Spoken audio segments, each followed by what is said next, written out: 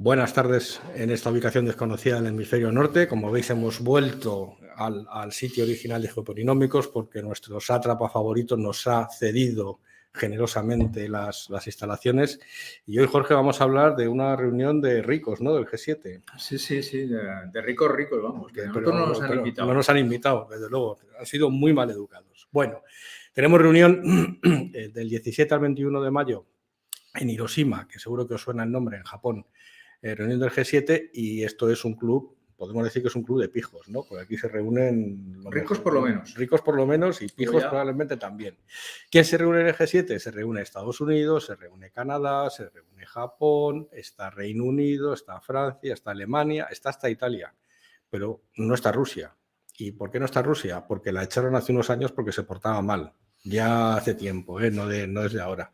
Hubo un momento que fue el G8, porque incluía a Rusia, pero ya ha salido fuera. Y están siempre invitados, y va a acudir, por supuesto, nuestra eterna viajera Ursula von der Leyen, claro, representando al resto del paquete. Bueno, pero esta vez tenemos una importante novedad en el formato de las reuniones, ¿no? Sí, hay una novedad que alguna vez he repetido, pero bueno, el país organizador, que es Japón, tiene la potestad de invitar a otros países, personas, etcétera, que les parece relevante para la ocasión.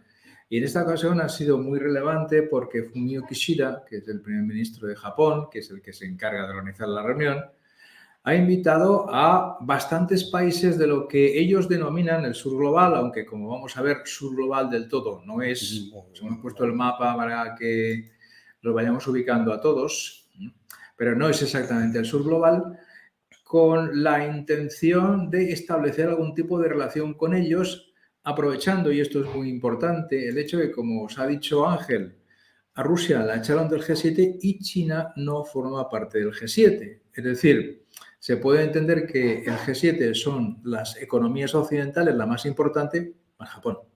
Más Japón. O sea, las implicaciones que tiene eso. Los pijos. Bueno, ya no entro yo con lo de ricos, tengo suficiente. Pero no está China. Entonces, claro, el G7 en parte va a ser aprovechado por todos los países occidentales más Japón para plantear la cuestión de Ucrania. Uno de los invitados es el presidente Volodymyr Zelensky, para tratar temas que están relacionados con la invasión de Ucrania por parte de los rusos, pero al mismo tiempo el primer ministro japonés ha ampliado la invitación a un conjunto de países distintos que os vamos a presentar aquí por las implicaciones que tiene. Son países que en general, buena parte de ellos, en el conflicto entre Rusia y Ucrania se consideran prácticamente neutrales. Y vamos a ver qué implicaciones tiene el que se les haya invitado, por qué se les ha invitado y lo que pueden hacer o no hacer. Los hemos clasificado casi de forma directa por el tamaño de la población, para no discriminar por nada más. Primero tenemos a la izquierda Narendra Modi, que posiblemente Ángel os puede contar cuál es la posición de la India con respecto a lo que estamos hablando. La India, junto con varios de los países a los cuales han invitado, pero no todos, porque hay algunos que no pertenecerían a esta categoría, son países que es lo que en el antiguo periodo de la Guerra Fría se podrían calificar como no alineados. Es decir, ni estamos con Occidente, ni estamos con ese eje, que no es un eje, pero bueno, que son más amigos, que es de Rusia y China. Y la India está jugando a dos bandas, está jugando a un juego de decir a los rusos que no deberían haber invadido Ucrania, pero a la vez están comprándoles todo el petróleo que pueden a descuento. Y además, que esto es lo bueno, que he estado viendo los datos, nos lo exportan a la Unión Europea, aunque en teoría está prohibido, pero bueno, vete a pescarles. Bueno, el siguiente invitado es Joko Widodo, que es el presidente de Indonesia. Es un país, una vez hicimos, dentro de Geopolinómicos analizamos el país, lo haremos más a fondo, porque es un país de 260 millones de habitantes. Sí. Es que es tremendo, Está solamente por detrás de India, de China y de Estados Unidos en población. En cambio, su peso geopolítico es muy pequeño. Pero claro, como Japón es el anfitrión y Indonesia está muy cerca, pues se lo han traído también aquí para que aporte lo que pueda. Evidentemente no podían dejarlo fuera. Por otro lado tenemos a estos dos personajes, el primer Lula da Silva, del cual hablamos, ¿no, Ángel? Sí, de Lula ya hablamos bastante la semana pasada, así que os remitimos al vídeo de la semana pasada, que ya hicimos un análisis bastante en profundidad de la posición Bueno, esta vez nos hemos portado bien, diga lo que diga nuestro gran timonel, nuestro líder carismático, que dice que no comentamos, esta vez hemos comentado mucho y ya sabéis lo que pensamos, que Lula se ha embarcado en un papel de mediador al que nadie le ha llamado y, en fin, ya veremos cómo termina para él. Pero el análisis más en profundidad lo tenéis en el vídeo.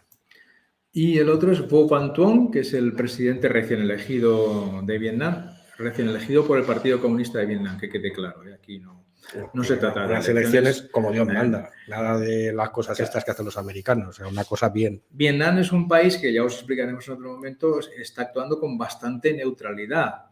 Es sencillo. Tuvo una invasión de Estados Unidos a los cuales consiguió derrotar. Tuvo un intento de invasión de China a los cuales consiguió derrotar. Entonces, entre esas dos partes se mantiene lo más neutral posible y lo más lejos posible, pero claro, son 100 millones de habitantes, es una economía que crece mucho y parece razonable que se le invite a esta reunión general, aunque evidentemente no tiene el peso necesario para ser G7, pero son muchos millones de habitantes viviendo en una zona estratégica del mundo. ¿Quién más? Y ribereño con el mar del sur de China, igual que Indonesia, que cuidado por ahí. Luego, ¿quién más tenemos? Estos son menos conocidos. Perdonad, se nos ha pasado el apellido del segundo. Anthony Albanese es el primer ministro de Australia, lo han invitado por la zona. Y Yoon Suk Yeol es el primer ministro de Corea. Perdón, el presidente de Corea del Sur, recién elegido también. El halcón, ¿no? Bueno, el halcón se puede llamar así.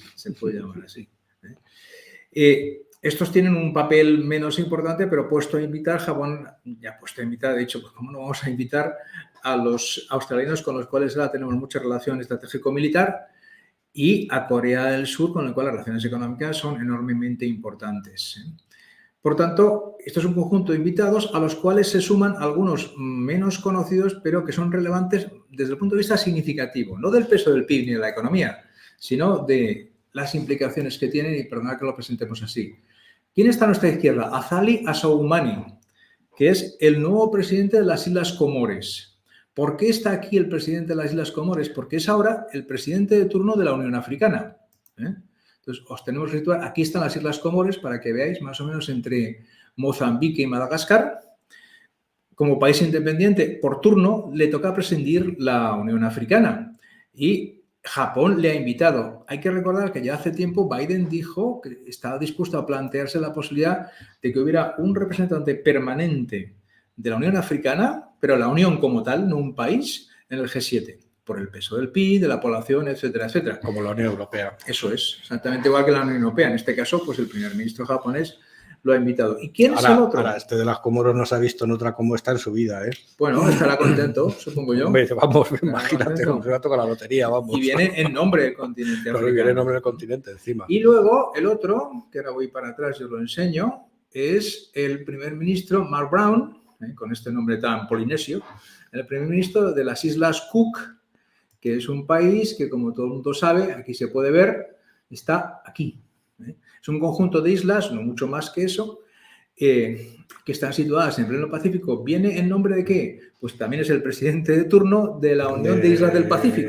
De todos estos de aquí son poco población, evidentemente, pero ocupan un espacio estratégico considerable. Y, por tanto, también les ha invitado, lo cual es bastante significativo. Al final tienes en el G7 como invitados, como decía Ángel, la Unión Europea, como invitada la Unión Africana, como invitada la Unión de las Islas del Pacífico, pues está medio mundo. Está medio mundo. Y es muy significativo porque, claro, ¿quién no está? China y Rusia. Vaya, qué cosas, ¿no? Qué cosas.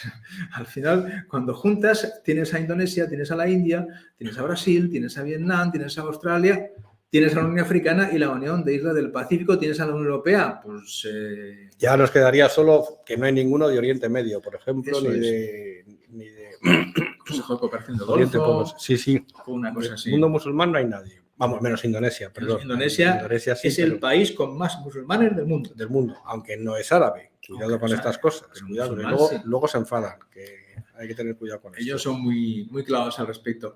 Entonces, esto nos lleva a plantearnos para qué el G7, porque evidentemente esto Kishida no ha tomado la decisión por sí solo. No, vamos.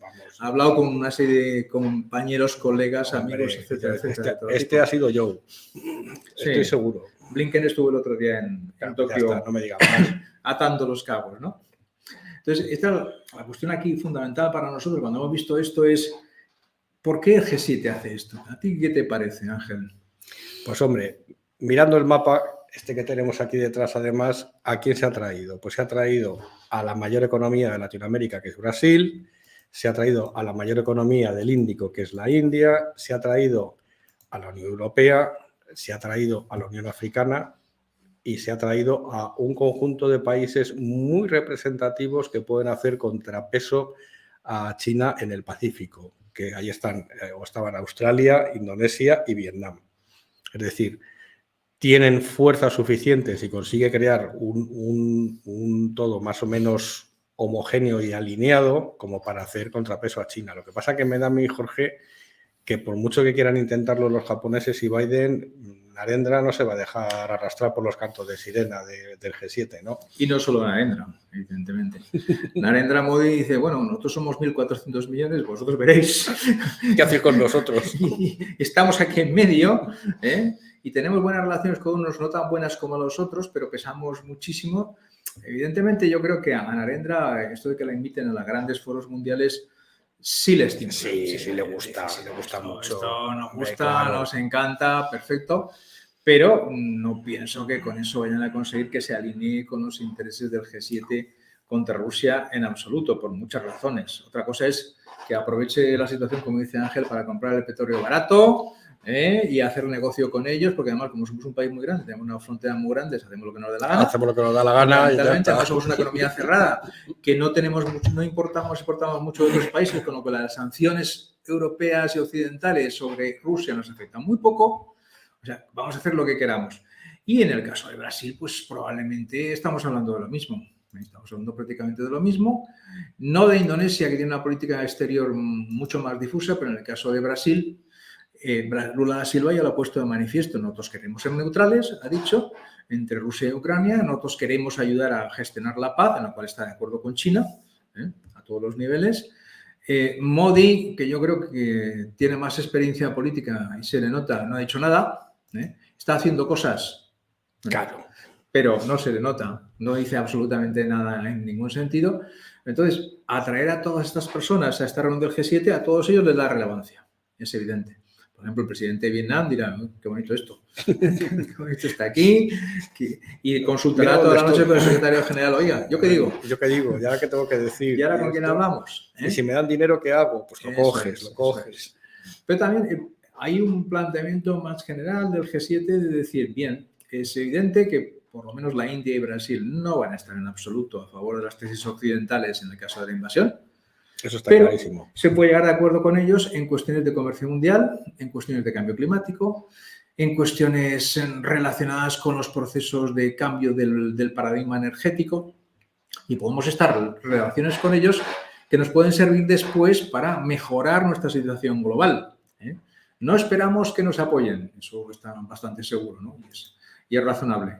Pero sí que tampoco se vayan tanto hacia el otro bando. Es como atraerlos hacia aquí, más que nada para que no estén para allá. Fundamentalmente es que no estén en el otro lado. Es decir, les van a dejar, digamos, les invitan como para dejarles un poco sueltos. Chicos, podéis soltaros un poco, pero quedaros de nuestro lado cuando llegue el momento porque vais a estar mucho mejor que con los otros. Me da la impresión que esa es la estrategia que sigue. Con África lo tienen mucho más complicado porque aunque venga el presidente de la Unión Africana, pues la Unión Africana es como la Unión Europea, son muchos a opinar, con lo cual puede ser que con unos sí, puede ser que con otros no. Comentábamos antes de empezar, y tenía razón Jorge, que le llamaba la atención que no estaba Sudáfrica, por ejemplo, que son todos los grandes del sur, del Global South, pero bueno, se entiende que estando... Claro, pues esto ya nos llevaría a un formato de G20, no un formato de G7. Entonces aquí hay una cuidada selección de personas. Y otra cosa importante, que lo hemos hecho varias veces en Geopolinómicos, y creo que fuiste tú, Jorge, el que lo hiciste, me parece, es los intentos de ampliar la influencia de China en la zona de Micronesia y la Polinesia. Sí. Y yo creo que ahí es por lo que es relevante el papel de de Brown, porque decir, bueno, aquí también tienes un foro en el cual puedes hablar y puedes hablar. Y luego lo que estaba diciendo Jorge, estas reuniones no solo son para decir qué malos son los rusos y qué buenos son los ucranianos, que lo dirán también, por supuesto, pero hay un montón de temas más encima de la mesa. Uno que es recurrente, que aparece siempre en todas las reuniones del G7, que es el cambio climático. Digamos que lo que van a intentar las potencias occidentales es embarcar a poblaciones, porque son poblaciones muy grandes, mayor cantidad de territorios y de poblaciones a la lucha contra el cambio climático. Y aquí, desde luego, India, Indonesia y Brasil tienen muchísimo que decir porque son muy grandes, son grandes emisores de CO2 y, por lo tanto, tenerlos en ese barco, aunque no les tengamos en el barco de Ucrania, pero si podemos conseguir que se metan en este barco, pues eso que hemos ganado.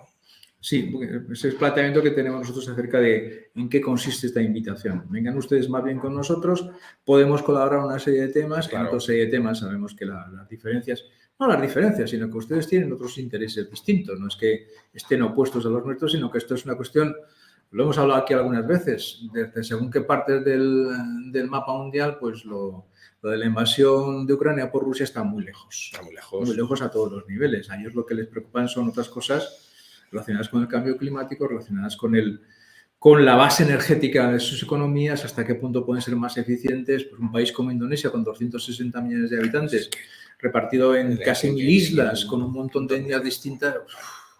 Lo de Ucrania, pues deben decir, vale. Para la clase de geografía quizá, pero para poco más.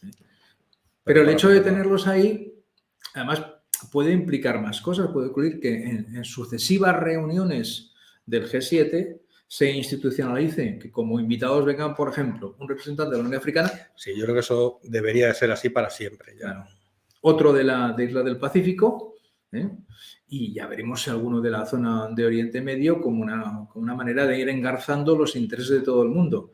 Como dice Ángel, si son países concretos, el formato es G20, ya no es G7, claro. Eso se discute a otro nivel, pero como representantes de zonas enteras del mundo, el formato puede ser esto, G7 más, como la OPEP, OPEP Plus. Pues sí, pues esto igual, claro, sí, efectivamente. G7 claro. Plus. Claro. Y vengan ustedes con nosotros aquí, discutamos los temas en los cuales podamos colaborar. Por ejemplo, Australia ya lleva un año aproximadamente que se ha despertado y ha empezado a poner programas de colaboración con todas las islas del Pacífico, incluyendo las Islas Cook, evidentemente, pero con todas las demás para ayudarles para mitigar los efectos del cambio climático en algunas de las islas que son realmente tienen mucho peligro. Bueno, pues eso ya lo está desarrollando Astula por su cuenta. Ya otro punto, aunque no tiene exactamente que ver nada con esto, el otro día se anunció que Estados Unidos va a abrir una embajada en Tonga, que es como decir, bueno, es que tenemos que estar también allí. Entonces, el hecho de que tengan a un representante, en este caso al que le toca... Yo me ofrezco. O sea, sí, es verdad. Sí. Nosotros lo de la Polinesia... Lo de la Polinesia, sí. Nos gustaría. No me importa, o sea, que si hay que ir, se va. No... Pues yo, ya hablando un poco más en serio otra vez, al que echo de menos y echo mucho de menos en esta reunión y debería de estar en algún momento invitado es Turquía. Porque si van a hablar de Ucrania y va Zelensky, hay un actor esencial en el conflicto, pensando en el futuro, es Turquía. Lo que pasa es que Erdogan no está en su mejor momento, ¿no? Y sobre todo que es justo después de las elecciones. Las elecciones son el 14. Entonces, era un poco arriesgado invitar a alguien que no sabe si va a ganar. Mala fecha, Rajiv, mala fecha. Pero bueno, o sea, invitan al país, no invitan pero bueno, no, esa fecha puede ser muy tumultuosa. Sí, pero no sé si le han arrinconado un poco o ha coqueteado demasiado con los rusos. No sé yo. Veremos a ver cómo se desenvuelve. Bueno, hay que tener en cuenta que la invitación, aunque ha sido consensuada con otros socios, la ha hecho el primer ministro de Japón. Entonces, también para Japón, Turquía está para allá, bastante para allá. Mientras que Vietnam está ahí mismo, Indonesia está ahí mismo, Australia está ahí mismo. Corea del Sur está ahí al lado. Y es distinto. Es distinto. O sea que esto es lo que vemos, tendrá sus consecuencias. No grandes consecuencias, seguro. Pero a lo mejor, como dice Ángel, se institucionaliza un formato G7 Plus más una serie de representantes de las grandes áreas del mundo, pues tendría todo el sentido del mundo, no países concretos, pero sí las grandes áreas. Sí, las grandes áreas. Tendría todo el sentido, y el hecho de que el el G7, aparte de ser el foro de los países más ricos que hablan de cuestiones de macroeconomía y de tipos de interés, etcétera, etcétera, pudiese ocuparse de otras cuestiones que para algunos países son mucho más candentes, mucho más pertinentes, ¿no? Pues esto es lo que ha dado de sí la sesión de hoy y os seguiremos informando si hay alguna noticia concreta dentro de un tiempo. Seguiremos sacando vídeos. Acordaros siempre, por favor, de suscribiros y de vez en cuando echarle un ojo al canal de este chaval amigo nuestro que está empezando, Óscar Vara, que seguro que lo va a agradecer.